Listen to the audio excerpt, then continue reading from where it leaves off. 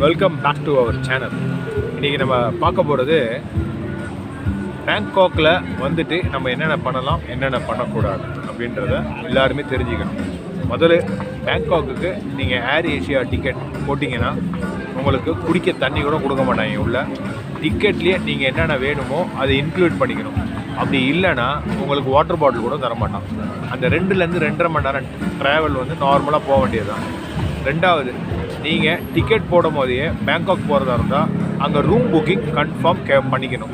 நீங்கள் எத்தனை நாள் தங்குறீங்களோ அத்தனை நாளுக்கு ரூம் புக்கிங் நிச்சயமாக இருக்கணும். மூணாவது, நீங்கள் போகும்போது இமிக்ரேஷன் ஆஃபீஸில் உங்கள் ஊரில் 3.5 × 4.5 சென்டிமீட்டருடைய ஃபோட்டோ எடுத்துக்கணும். இது இப்போ வந்து நவம்பர்லேருந்து மே வரைக்கும் இந்த விசா ஆன் அரைவல் கொடுக்கறதுனால இந்த ஃபோட்டோ இப்போதைக்கு வாண்டட் கிடையாது.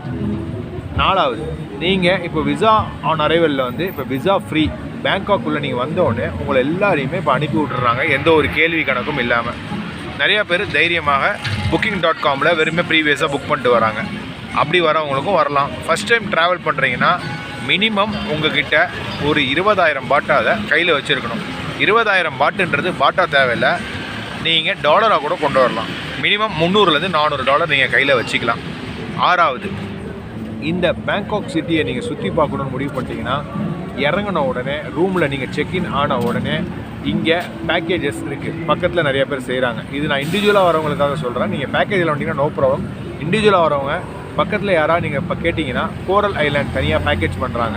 மினிமம் 2000 to 2500 பட் கேட்பாங்க. நீங்கள் பார்கன் பண்ணிங்கன்னா 2000 பட்லேயே பண்ணி கொடுப்பாங்க வித் லஞ்சோட. நீங்கள் ஸ்பீட் போட், பேராகிளைட், பேராசெயிலிங், அதுக்கப்புறம் அந்த ஃப்ளையிங்கு, அப்புறம் ஜெட்ஸ்கி, பனானா, இது எல்லாமே உங்களுக்கு சூப்பராக இருக்கும், என்ஜாய் பண்ணிக்கலாம். ரெண்டாவது, சர்ச்சரியா டைகர் ஜூ. இது வந்து உங்களுக்கு பட்டாயாவில் இருக்குது. நீங்கள் மண்டே டு சண்டே வரைக்கும் எல்லா நாள்லேயும் ட்ராவல் பண்ணலாம். அது வந்து உங்களுக்கு மினிமம் உள்ள என்ட்ரன்ஸ் ஃபீஸ் வந்து 450 பட். இங்கேருந்து ட்ராவலுக்கு 450 பட் காரில் போகுது. அப் அண்ட் டவுன் பார்த்தீங்கன்னா 900 பட் வருது. அது நீங்கள் பேக்கேஜாக ஒரு ஆளுக்கு போயிட்டீங்கன்னா 800 பட்ஸ் தான் கேட்குறாங்க. ஸோ அதனால் பேசி நீங்கள் அதுவும் போகலாம். மூணாவது, சஃபாரி வேர்ல்டு. இது வந்து பேங்காக்கில் இருக்குது.